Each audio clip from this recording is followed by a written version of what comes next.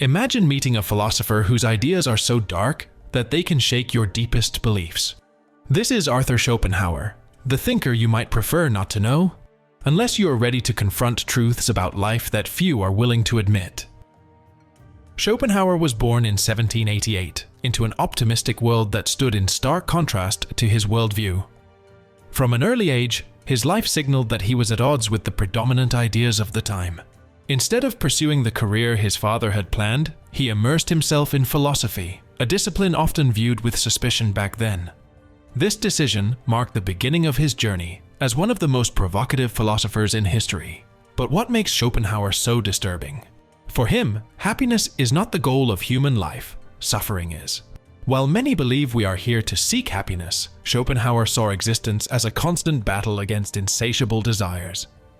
In his view, animals are happier because they are free from this endless quest for satisfaction.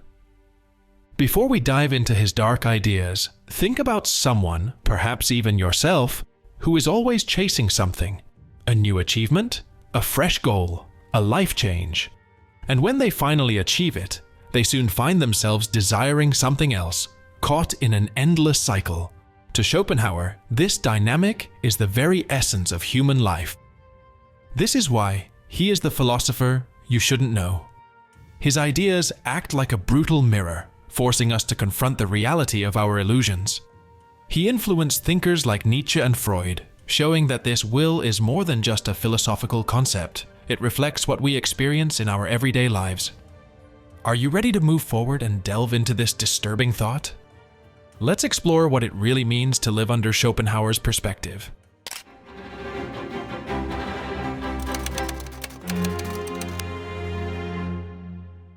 Let's meet a character named Lucas. From a young age, he felt that something was missing in his life. He grew up in a modest family where his parents struggled to make ends meet, and he looked ordinary, with nothing particularly attention-grabbing about him. Despite his circumstances, Lucas always had big dreams. He wanted success, recognition, and, above all, to find true happiness.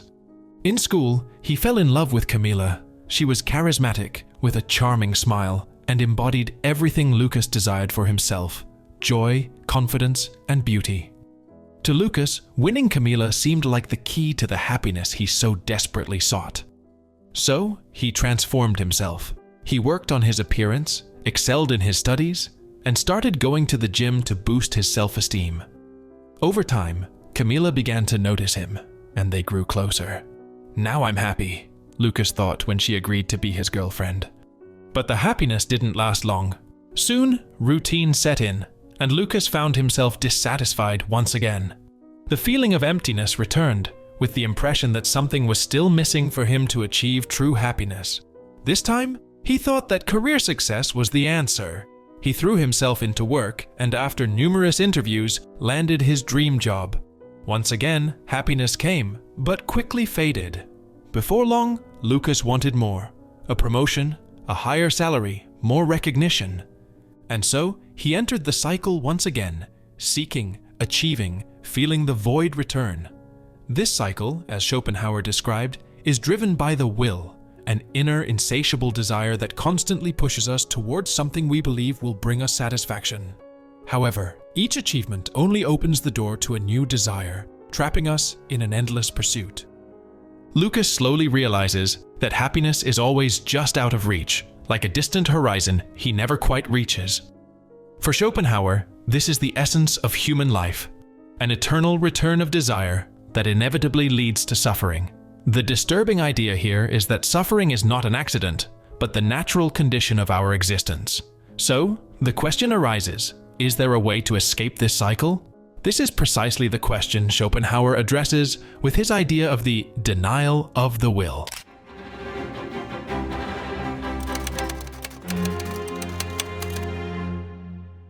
If Schopenhauer claimed that life is marked by an endless and insatiable pursuit, how do we escape this cycle of suffering?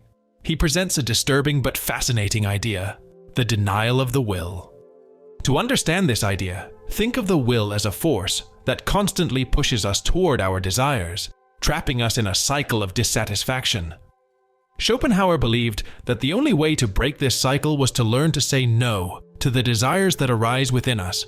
He knew this sounded radical, especially since we are so used to believing that fulfilling our desires is the path to happiness. But for Schopenhauer, this satisfaction is always temporary, like putting out a fire that soon reignites. So, what does denial of the will look like in practice? Some people choose to live more simply, avoiding the race for status or material possessions. Others dedicate themselves to meditation, spiritual practice, or volunteer work, focusing on being present and detached from desires.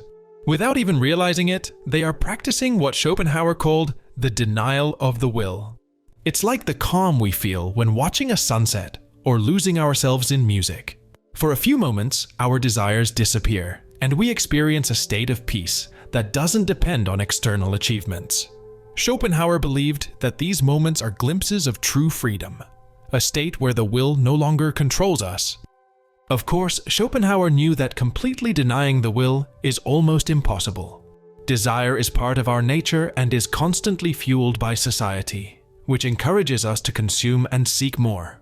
This is why he saw the denial of the will as a heroic act, a confrontation with our very nature. But what if the reality we perceive is itself an illusion created by our desires?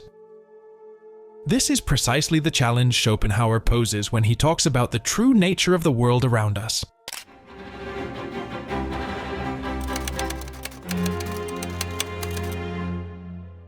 So far, we've discussed the will and how it leads us into a constant cycle of dissatisfaction.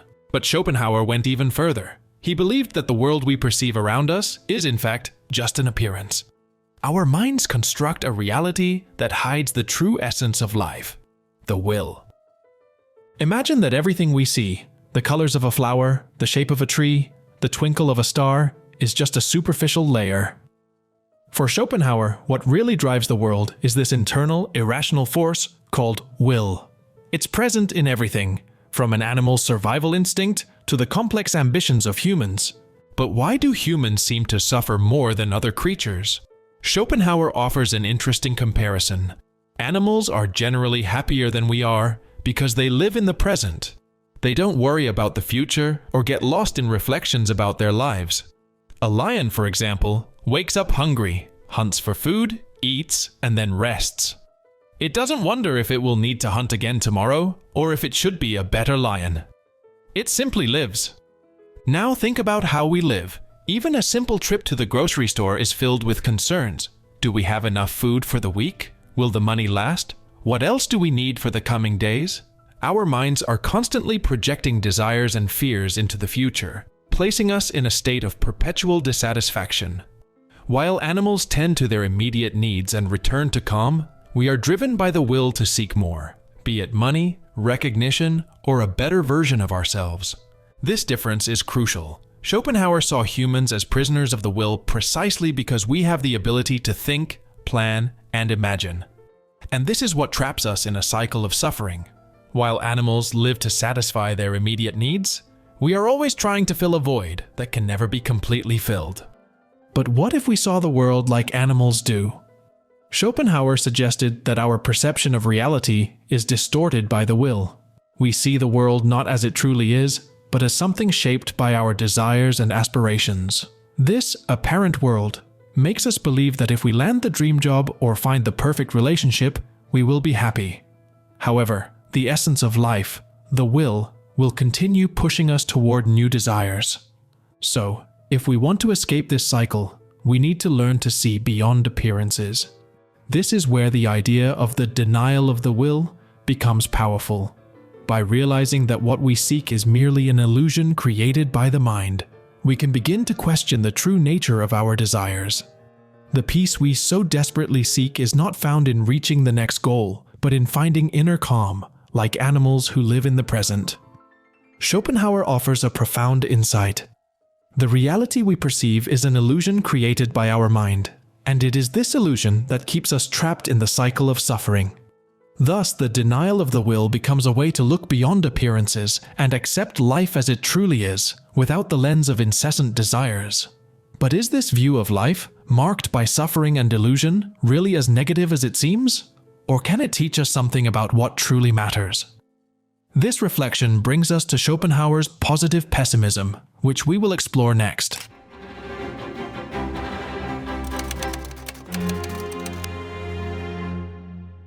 Up to now, we've explored how Schopenhauer viewed life as a cycle of desires and dissatisfaction, driven by a force called will that pushes us to seek what never seems enough. This view might sound negative at first. After all, who wants to think that life is marked by suffering? But upon closer inspection, there's something profound, and even liberating, behind Schopenhauer's pessimism.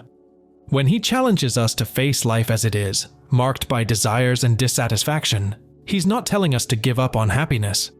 On the contrary, he invites us to reflect. If the endless pursuit is what makes us suffer, could we find peace by renouncing this chase? For him, the answer lies in acceptance.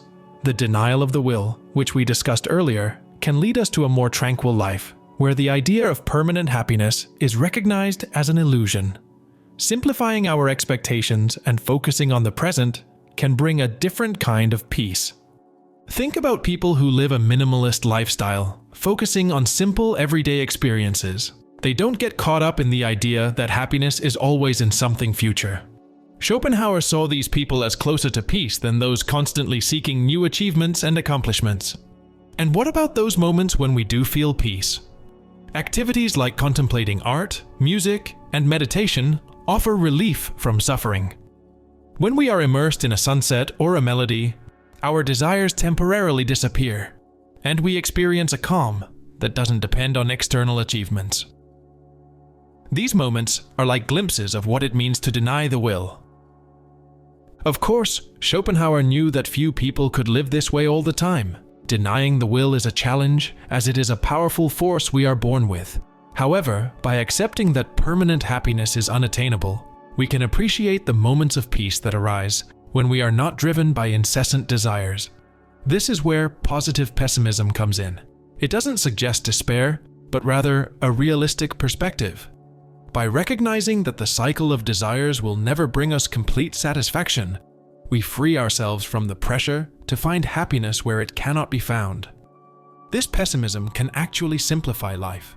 When we accept that not all our desires need to be fulfilled, we open space for a lighter and more conscious existence. It doesn't mean giving up on everything, but learning not to depend on fulfilling every desire to find satisfaction. By shifting this perspective, we can discover small pleasures, like a quiet morning coffee or a walk in the park. So, what if, instead of constantly seeking happiness, we tried to live more consciously and simply? Schopenhauer's pessimism is not a condemnation, but a possibility of liberation. It's an invitation to stop fighting the nature of life and instead embrace it in a new way. Now we come to the final piece of this puzzle: acceptance. If we give up the search for an unattainable happiness, could we find deeper peace?